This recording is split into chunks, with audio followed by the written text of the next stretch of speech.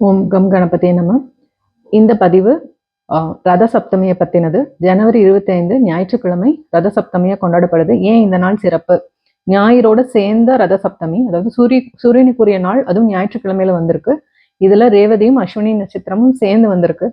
இதுல முக்கியத்துவம் என்னன்னா, இந்த நாள்ல நம்ம உடல் ஆரோக்கியத்துக்காகவும், நம்ம வேலை கிடைக்கிறதுக்கும், செல்வ வளத்துக்காகவும், ப்ரொமோஷன் கிடைக்கிறதுக்காகவும், நமது பாவங்களை, நம்ம பித்ருக்கள், நம்ம முன்னோர்கள் நாம் செய்த பாவங்கள் இதெல்லாம் நீங்குவதற்காக இறைவனை, அதாவது சூரிய பகவானை வேண்டிக் கொள்ற நாளா அமைஞ்சிருக்கு.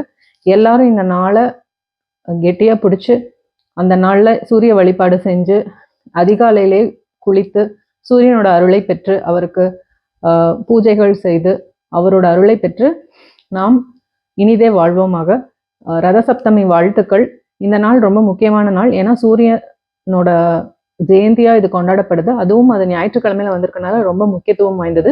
எல்லோரும் இந்த நாள்ல உங்களோட உடல் ஆரோக்கியத்திற்காகவும், பதவிக்காகவும், சமூக அந்தஸ்துக்காகவும், செல்வ வளத்துக்காகவும், இதுல ஏதாவது முன்னோர்கள் இல்ல நாம் செய்த பாவங்கள்ல இருந்து விடுபட்டதுக்காகவும் இதை உபயோகப்படுத்தி நாம் நலம் பெறுவோமாக.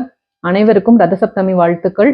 அவனின்றி அணுவும் அசையாது, அவனருளாலே அவன் தாழ் வணங்கி. இப்படிக்கு வணக்கம். ராமசாமி அடிகளாரின் சிஷ்ய சுபலட்சுமி. நன்றி.